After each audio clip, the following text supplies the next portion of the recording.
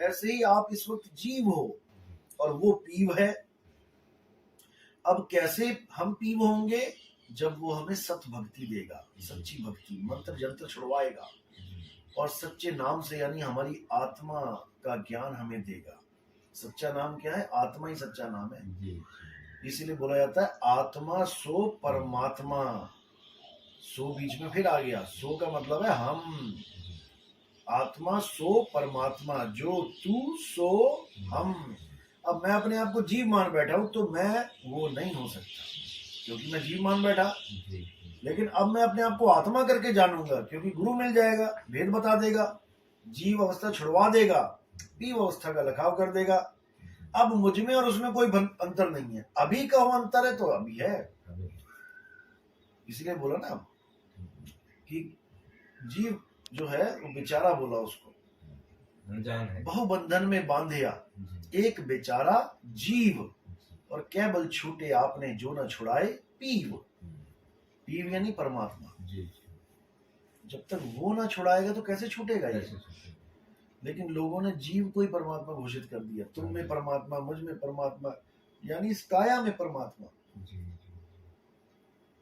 ये दिक्कत हो गई है।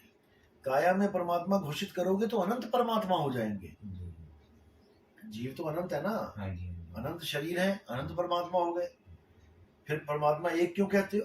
फिर तो तुम भी परमात्मा, मैं भी परमात्मा। जबकि असलियत यह है कि तुम भी जीव, मैं भी जीव।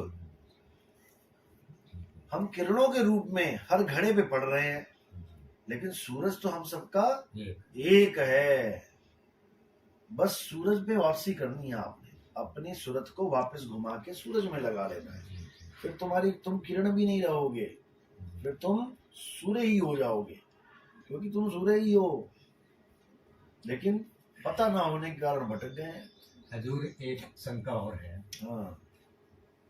जब गुरु रविदास जी महाराज को पूछा, संतों ने पूछा कि हम कहाँ से आए, कहाँ जाएं, तो हजूर साहब ने, गुरु रविदास जी महाराज ने कहा कि हम अगम से आए हैं और अगम ही जाएंगे, निगम को होकर के जाएंगे। निगम का सारा थोड़ा सा प्रकाश डाले।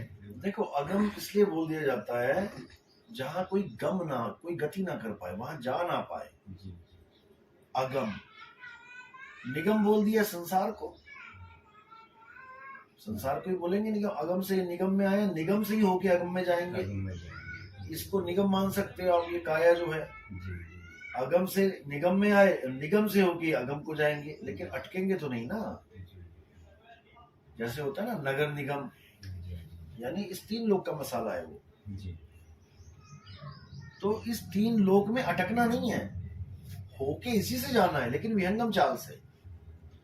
आप जैसे तोता है, वो अगम से आया, आसमान से आया और निगम में फंस गया, पिंजड़े में फंस गया। अब निकलेगा तो पिंजड़े से ही, लेकिन जाएगा कहाँ?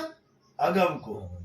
अब कोई उसको कहे कि नहीं, निगम में ही तेरा परमात्मा है, यानी पिंजड़े में ही तेरा परमात्मा है, इस काया में ही तेरा परमात्मा है, तो कैसे उसका मुक्ति होगी? उसका ध्यान इस पिंजड़े में लगा दिया अगर तोते का, तो वो कभी मुक्त नहीं हो पाएगा। इसलिए जितने भी गुरु शरीर के अंदर ध्यान लगवाते हैं, चाहे वो इंगला पिंगला सुषमना हो, चाहे वो कंठ चक्र हो, चाहे वो हृदय चक्र हो, चाहे वो नाभि पे ध्यान लगाए, चाहे अंदर का जो प्राण चल रहा है, सोहंग यहाँ ध्यान लगाए, वो पिंजड़े का ही सामान है सारा। तोता पिंजड़े के ही सामान को पकड़ के बैठा है। पकड़ना किसको था? तू सिमरण किसका करे, तू ही है आपे आप। अपने असली सत्य स्वरूप का सिमरण करना है, झूठे स्वरूप का नहीं करना है। जैसे कुत्ता शीशे के आगे खड़ा हो जाए तो उसका ध्यान शीशे में चला जाता है और वो भौंकने लग जाता है। अब शीशे के अंदर कौन गया? कुत्ता गया या उसका ध्यान गया? शीशे के अंदर कौन गया? बाहर खड़ा हुआ कुत्ता शीशे में चला गया या उसका ध्यान गया? केवल उसका ध्यान गया, उसकी सूरत चली गई। अब सूरत गई तो फंस गई वहां पे। अब वो ये नहीं जान पा रहा है कि मेरा प्रतिबिंब है, ये मेरी नकल है। अब सूरत फंस गई काया में जो नकली दिख रही है। तो साहिब कह रहे, सूरत फंसी संसार में, तासे पड़ गई दूर, सूरत बांध स्थिर करो। कहाँ पे? अपने असली स्वरूप पे। जो काया के अंदर, शीशे के अंदर स्वरूप है वो नकली स्वरूप है, ये नकली है, ये शीशा है मिट्टी, इसमें ध्यान आ गया है इसलिए मिट्टी जीवित है। अब इसी का ध्यान हटा के अपने असली स्वरूप में लगा लेना है, तो ये विदेह ध्यान कहलाता है, यानी देह में नहीं, विदेह। जैसे देश यानी मेरा भारत देश, और बोलूं विदेश यानी भारत में नहीं। आपका बेटा कहाँ गया? विदेश गया है। विदेश गया मतलब भारत में नहीं है वो। अब तुम भारत में ढूंढोगे उसे तो वो नहीं मिलेगा। इसी प्रकार परमात्मा विदेह है और उसको तुम देह में ढूंढोगे नहीं मिलेगा। इसलिए कबीर साहब ने बोला देही ज्ञान सब जगत बखान है। जितने गुरु बैठे हैं सारे देही ज्ञान लेके बैठे हैं। विदेही ज्ञान कोई बिरला जाने, यानी भारत की बातें तो सारे ही कर रहे हैं, ये काया की बातें सारे कर रहे हैं, हिंगला पिघला साध लो, ये कर लो वो कर लो।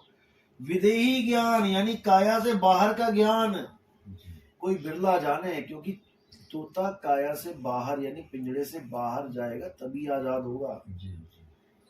कहो तोते को पिंजड़े में ध्यान लगवा दिया तुमने, ब्रह्मा जी, विष्णु जी, महेश जी सारे ध्यान कर रहे हैं अंदर, गोरखनाथ, जपी तपी सन्यासी सारे ध्यान कर रहे हैं काया के अंदर, तो क्या हो रहा है? त्रिकुटी खुल गई है।